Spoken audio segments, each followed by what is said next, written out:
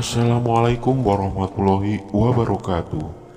Jumpa kembali bersama Wesprogo Channel. Kali ini membawakan cerita baru berjudul Fingerprint. Jangan tergiur siapapun yang kamu temui saat sedang sendirian di toilet. Pura-pura saja tidak lihat, lalu cepat pergi dari sana. Fingerprint adalah kisah salah seorang karyawati pabrik yang meninggal dunia karena kecelakaan kerja. Jasadnya sudah dalam perjalanan ke kampung halaman, tetapi data absennya masih terdeteksi di mesin fingerprint. Toilet kosong. Pukul 8 malam lebih 15 menit. Tidak seperti biasanya, kantin pabrik mendadak tenang tanpa guru tawa dari para karyawan yang biasa datang untuk bersantai. Sebelum memulai aktivitas kerja, suasana di area seluas hampir 500 meter persegi tanpa sekat itu terkesan hening. Meskipun kursi-kursi di sana sudah hampir seluruhnya bertuan. Perlahan-lahan suara sumbang merambat dari mulut ke mulut. Bisikan-bisikan estafet dari suatu karyawan ke karyawan lain mulai menyebar hingga mengundang riuh dalam. Wajah-wajah mereka tampak begitu tegang, mengekspresikan rasa takut dan penasaran yang tergabung menjadi satu. Rupanya mereka sedang menikmati minuman dan camilan ringan itu, tengah kompak membicarakan hal yang menjadi buah bibir selama 3 hari terakhir. Peristiwa kecelakaan kerja yang menewaskan salah satu karyawati bagian produksi berhasil menarik perhatian seluruh pekerja pabrik komponen elektronik yang lebih dari 20 tahun berdiri di kawasan industri wilayah perbatasan Karawang, Bekasi. Tak dapat dipungkiri, desas-desus kejanggalan yang terlanjur merebak seolah-olah menjadi santapan penghuni pabrik yang sebagian besar sahamnya dimiliki oleh Jepang tersebut. Kabar yang mengatakan bahwa data kehadiran korban yang masih terdeteksi hingga kemarin semakin menyulut hawa takut para karyawan, terlebih yang sedang bertugas shift malam. Udara dingin sisa hujan menelusup dari celah jendela kaca ruang kantin yang sedikit terbuka. Hembusan lembutnya semakin mengundang hawa yang tak biasa. Tak ayal beberapa karyawan yang masih standby terus saja mengusap tengkuk demi merebahkan bulu kuduk. Namun banyak juga yang memilih menyudahi obrolan dan lekas beranjak. Mereka takut bila sosok yang sedang dibicarakan tiba-tiba mendengar dan menghantui sewaktu-waktu.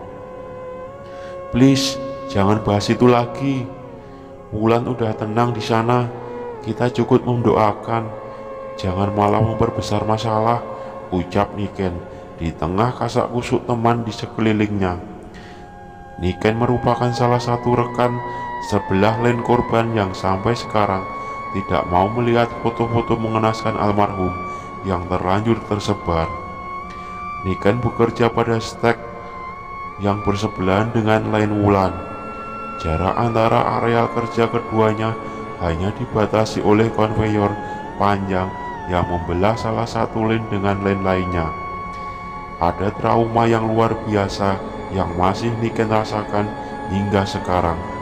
Terlebih pada malam itu, ia sempat meminta Wulan untuk membersihkan sisa-sisa scrap yang banyak berserakan di area kerja Wulan sesaat sebelum kejadian naas terjadi. Suara hantaman metal bertekanan 1000 ton saat menjepit kepala Wulan masih terngiang-ngiang jelas di telinga Niken. Ia memang tidak melihat secara jelas bagaimana kondisi Wulan karena terhalang oleh konveyor. Namun, satu hal yang sempat Niken ingat, cipratan darah dan gumpalan lemak berwarna putih tanpa menempel di mana-mana, termasuk di sarung tangannya. Tidak tergambar betapa riuhnya teriakan histeris para karyawan saat melihat kejadian itu. Sampai-sampai di antara mereka ada yang mengalami trauma berat dan belum bisa kembali bekerja sehingga sekarang.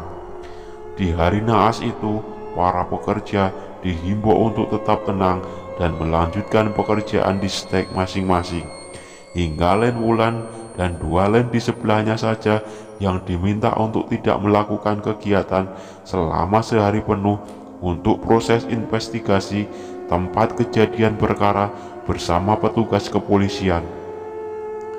Bukan begitu, Ken. Kita ngebahas ini karena kita juga ngerasa aneh sama pemberitahuan yang beredar semalam. Karyawan bagian staff production datang ke line kita dan mengobrol lama dengan Bu Ambar. Setelah itu, berita tentang data presensi Wulan yang masih terdeteksi langsung booming kemana-mana, bahkan ke telinga lawan shift. Aneh kan, masa ada orang yang udah meninggal masih bisa pencet-pencet mesin fingerprint. Luna, salah satu sahabat Niken, ikut menimpali. Niken hanya diam. Sungguh ia begitu malas dan enggan mengingat kejadian yang membuatnya kesulitan makan hingga sekarang. Namun beredarnya kabar miring tersebut membuat hati gadis itu merasa tak terima yang temannya yang sudah tiada dijadikan bahan pembicaraan. 10 menit sebelum band berbunyi, Niken dan teman-temannya beranjak menuju areal produksi untuk melakukan presensi. Namun kondisi tak biasa tampak ketika melewati toilet wanita yang dijejeli banyak orang. Waduh, itu kenapa? Toilet bisa ramai banget. Ada yang jualan seblak di dalam. Luna terkekeh. Lagi ada obrolan BH mungkin, timpal rekan lainnya yang disambut gelak tawa. Udah, ayo masuk, sebentar lagi bel. Jangan sampai kandung kemih jerit-jerit karena kita sering nahan pipis sampai pagi, seru Niken yang hendak melangkah memasuki toilet. Memang sudah menjadi kebiasaan Niken dan teman-temannya menahan buang hajat ketika shift malam. Jarak toilet yang cukup jauh dari area kerja ditambah desas-desus penampakan arwah Wulan yang gentayangan semakin membuat siapapun berpikir 1000 kali untuk berada di toilet seorang diri. Tanpa mengulur-ulur waktu, Luna dan teman-teman pun bergegas menyusul Niken. Keempat gadis itu langsung melengok masuk ke dalam. Kondisi ruangan yang memiliki 28 pintu saling berhadapan itu disesaki banyak orang. Tiap satu pintu bisa 2-3 orang yang berbaris di depannya. Loh, pada beser semua kali ya orang-orang. Luna berdecak malas karena tak biasanya orang-orang berdesakan rebutan pintu hanya untuk buang air kecil. Ya mau gimana lagi, Kak? Kita semua takut ke toilet sendirian. Daripada pas nanti kebelet tipis, mending dikeluarin sekarang, mumpung rame. Salah seorang gadis yang sedang mengantri di samping Luna menjawab dengan tegas. Luna mengangguk. Bener juga sih, jangankan mereka, aku aja takut ke toilet sendirian malam-malam. Takut dikejar hantu berondong. Keempat gadis itu akhirnya menyebar ke beberapa pintu untuk mengantri. Terus Luna berjalan membelah kerumunan. Matanya mengendar ke kiri dan ke kanan mencari pintu mana yang tidak banyak ditunggu. Sampai akhirnya ia memilih pintu paling ujung yang ia lihat baru saja dimasuki oleh seseorang. Di sini saja nggak ada orang lain. Luna menyandarkan tubuh di tembok keramik, tempat di sisi pintu toilet yang tidak ada satupun orang mengantre. Luna menunggu wanita yang baru saja masuk sambil memainkan ponsel. beberapa kiriman Instagram, dan rentetan pesan masuk di WhatsApp grup membuat terlena hingga tak sadar telah menunggu cukup lama. Kondisi toilet yang awalnya ramai semakin lama semakin sepi karena sebagian karyawan sudah keluar dan berkumpul di areal produksi. Luna yang masih asik dengan ponselnya sampai tak sadar kalau tinggal dirinya saja yang masih standby. Bel pun berbunyi. Luna terperanjat hingga ponsel dalam genggamannya hampir terlepas. Wajahnya tampak kebingungan lantaran tak melihat satupun karyawan di sekitarnya. Aduh, aku tinggal sendirian. Luna panik. Mbak, masih lama enggak? Gantian dong, aku udah kebelet nih. Luna menggedor-gedor pintu. Ia sedikit kesal lantaran harus menunggu lebih lama hanya untuk satu orang. 3-4 gedoran tidak lantas membuat wanita di dalam toilet itu lekas keluar. Merasa kesal, Luna akhirnya memilih buang air kecil di toilet yang lain daripada harus menunggu lebih lama lagi. Baru saja gadis itu melangkah, tiba-tiba ia merasa kakinya seperti menginjak sesuatu. Selembar kertas yang sedikit basah tergeletak tepat di bawah sepatu putihnya. Ih, pada kebiasaan nih buang sampah sembarangan. Luna berjongkok dan mengambil kertas tersebut dengan tangan kiri. Maaf, toilet ini rusak. Tulisan yang tertera pada kertas itu sontak membuat Luna terkejut. Entah kenapa tiba-tiba perasaannya menjadi tidak enak. Luna menjadi ragu. Dengan berat hati, Luna memberanikan diri menoleh ke arah pintu yang sejak tadi ia tunggu. Benar saja, pada bagian atas pintu terdapat selotip sama seperti yang menempel pada kertas di tangannya. Tubuh Luna mendadak lemas. Ia sangat yakin telah melihat seseorang masuk ke dalam. Namun entah kenapa orang tersebut tak kunjung keluar. Merasa sangat khawatir, Luna akhirnya memutuskan untuk mengambil ancang-ancang. Ia takut bila terjadi sesuatu dengan seseorang di dalam toilet tersebut. Setelah sempat mengawasi sekitar, Luna bergegas mengayunkan kaki sekuat tenaga dan berhasil membuka pintu dengan satu kali tendangan. Hah? Luna terperanjat seraya melangkah mundur. Kondisi toilet tersebut ternyata kosong, tidak ada siapa-siapa di dalam. Niken keluar dari toilet seorang diri, meninggalkan teman-temannya yang masih sibuk di depan cermin. Ia berjalan terburu-buru menuju barisan fingerprint yang terletak di lorong pintu masuk area produksi. Sial, aku lupa, gadis bermata sipit itu baru ingat kalau hari ini adalah jadwal piketnya. Ada beberapa orang yang sedang melakukan presentasi, termasuk Bu Ambar. Beliau adalah leader yang bertugas mengawasi jalannya kegiatan produksi di line kerja Niken. Wanita 41 tahun itu menyadari kedatangan anak buahnya. Ia lantas menarik diri dari mesin fingerprint di hadapannya demi mempersilahkan Niken untuk melakukan presensi terlebih dahulu. Kamu piket hari ini kan? Kenapa baru datang? Desak Bu Ambar. Ia merupakan sosok kepala bagian yang terkenal pendiam, tapi menakutkan kalau sudah marah. Iya Bu, Niken menjawab dengan kaku. Ia merasa tidak enak lantaran terlalu lama mengobrol di kantin sampai lupa waktu. Sudah, kamu langsung ke line saja untuk prepare bareng Mei. Biar saya yang ambil APD ke warehouse untuk efektivitas waktu. Titah wanita bertubuh tambun itu sambil berlalu pergi. Niken hanya bisa mengiyakan instruksi sang atasan, meskipun perasaannya tak enak. Selama hampir 2 tahun bekerja, baru kali ini ia lupa jadwal piket sendiri. Alih-alih ingin mendapatkan promosi sebagai karyawan tetap, Niken justru merasa pesimis dengan nasib kontraknya beberapa bulan ke depan. Helaan napas panjang lolos dari mulut Niken ketika memasuki areal produksi. Gadis itu memaksimalkan kecepatan langkah agar lekas sampai ke tujuan dengan segera mengambil alih pekerjaan yang sudah ditugaskan.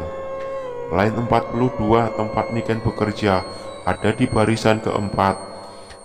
Dari ujung, ia harus melalui beberapa line kosong yang hanya beroperasi pada shift siang untuk sampai sana. Lambaian tangan Mei dari kejauhan membuat Niken sedikit berlari untuk menghampirinya. Niken melongok melihat kondisi line yang tampak sudah bersih dan rapi.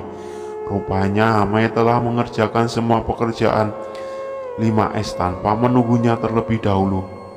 "Maaf Mei, aku belum sempat." Niken mengakhiri ucapannya. Mei sudah memotong lebih dahulu. "Nggak apa-apa, kamu yang lebih sering on time daripada aku. Gantian sekali-kali." Mei tersenyum. Lalu ia menyodorkan alat pembersih ke tangan Niken untuk dikembalikan ke tempat semula. Niken mengangguk. Helaan napas berat kembali terdengar. Gadis itu merasa tak enak untuk yang kedua kalinya. Setelah menaruh kembali sapu dan kain pel ke lemari peralatan, Niken pun beranjak menuju steknya untuk mengaktifkan beberapa PC. 2 tahun bekerja di bagian finishing membuat Niken semakin ahli menyetel program pengecekan dan input label seperti yang biasa dilakukan oleh para senior yang berstatus karyawan tetap. Niken juga dikenal sebagai pegawai kontrak yang cerdas dan sangat kooperatif kepada rekan-rekan maupun atasannya. Pabrik produsen komponen elektronik tempat Niken bekerja memang sangat memprioritaskan pegawai yang gesit dan niat mengupgrade diri. Para pegawai di sana tak hanya dituntut untuk melakukan pekerjaan sesuai bidang, tapi juga diminta untuk menggali potensi apa saja yang bisa dikembangkan di sekitar area kerja.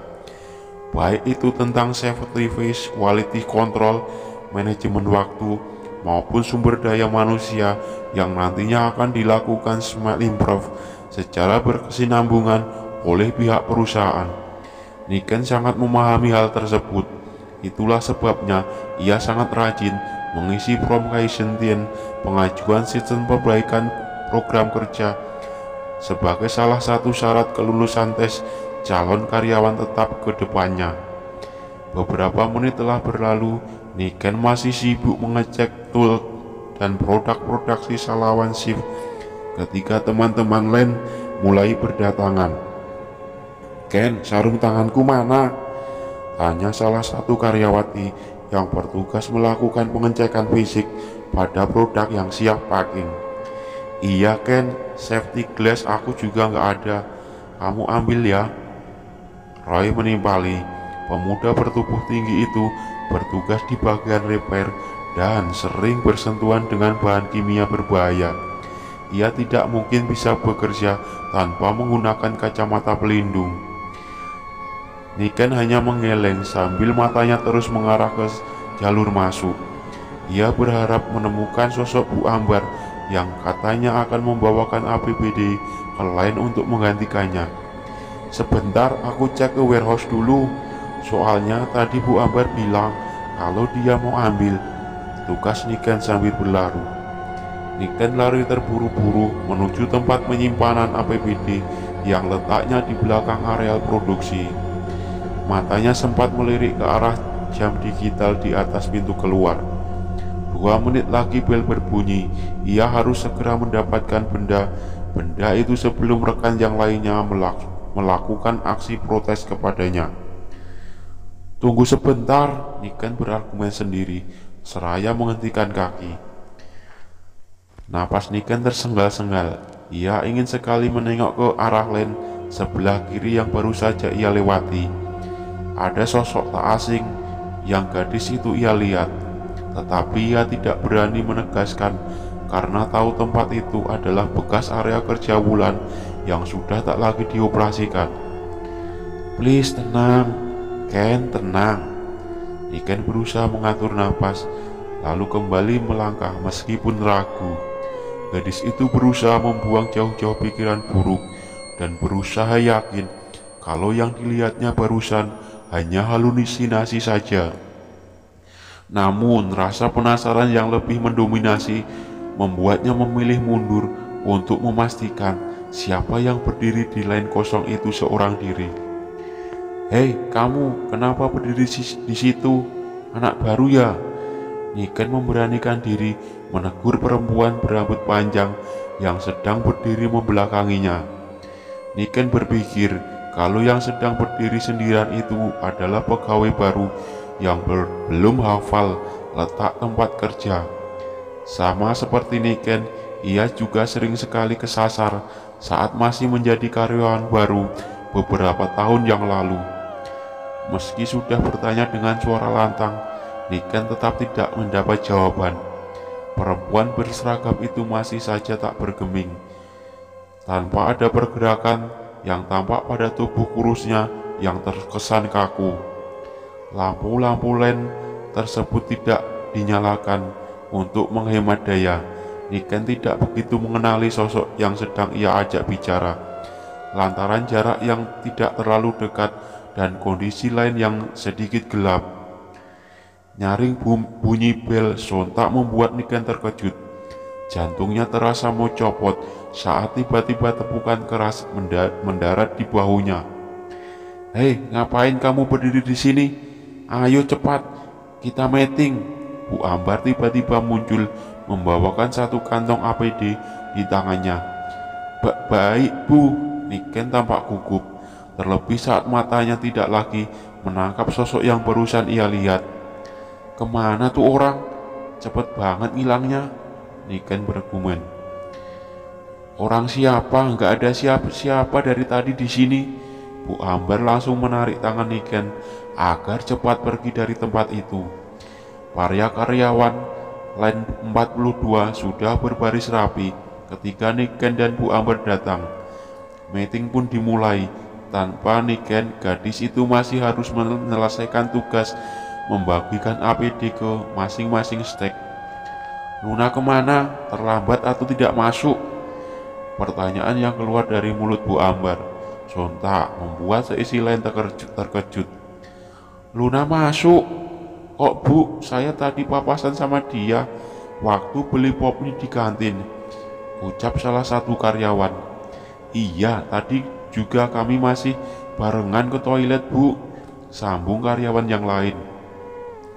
Niken yang baru bergabung ke barisan pun tak kalah terkejut saat mengetahui Luna belum datang. Padahal mereka masih sama-sama saat di toilet tadi. Di tengah riuhnya orang-orang yang kebingungan, tiba-tiba muncul sosok yang mereka bicarakan. Muncul berjalan seorang diri dari arah pintu masuk areal produksi. "Tuh orangnya," Niken berseru. Keasian mencetin jerawat nih." Sampai nggak denger suara bel, salah satu teman Luna nyeletuk begitu gemes. Luna seketika menjadi pusat perhatian saat itu, namun wajahnya sama sekali tak menampakkan respon meskipun seluruh temannya menyoraki. Bu Ambar yang tidak suka anak buahnya terlambat memasang wajah kecut seraya menyanggah kedua tangan di atas pinggang. Bukannya cepat bergabung bersama yang lain, Luna justru terus berjalan melewati mereka yang semakin menatap keheranan. Lah, melindur kayaknya nih orang," ketu salah satu karyawan. "Niken, coba kamu susul Luna. Mau kemana dia?" Bu Ambar langsung memberi instruksi dan langsung ditanggapi anggukan oleh Niken. Niken yang takut menghampiri Luna seorang diri, menarik tangan Mei agar ikut dengannya. "Jangan lama-lama," Bu Ambar kembali memperingatkan. Niken dan Mei berjalan cepat di belakang Luna yang masih tidak juga berhenti meskipun berkali-kali diteriaki. Langkah Luna terkesan pelan, tetapi entah kenapa dua gadis itu sulit sekali mendahuluinya. Luna, mau kemana?" Mei terus memanggil-manggil Luna yang malah berbelok ke pintu gudang maintenance. Niken dan Mei saling tengok. Keduanya mulai merasa ada yang tidak beres dengan sikap Luna yang tidak seperti biasa. Meskipun begitu, Niken dan Mei tetap berusaha menyusul karena tidak mungkin mereka kembali ke Land tanpa Luna. Hawa pengap dan suasana gelap membuat kedatangan Niken dan Mei. Gudang maintenance yang merupakan tempat penyimpanan mesin-mesin tak terpakai itu tampak sangat sepi karena memang jarang dikunjungi. Dua gadis itu terus melangkah masuk sambil mengendalikan pandangan mencari keberadaan Luna. Sejurus kemudian, langkah mereka pun terhenti saat mendengar suara isakan yang berasal dari jarak yang begitu dekat. "Luna, ngapain jongkok di situ? Ayo kita ke Land." Mei mengusap bahu Luna yang sedang menangis di samping mesin pres. "Aku gak mau kemana-mana. Aku mau cari sesuatu di sini." Luna menepis tangan Mei kasar. "Kamu mau cari apa sih, Lun? Di sini gelap, gak kelihatan." Niken mulai kesal dengan kelakuan Luna. "Mataku, di mana mataku?" Niken dan Mei sontak saling tatap mendengar jawaban aneh Luna.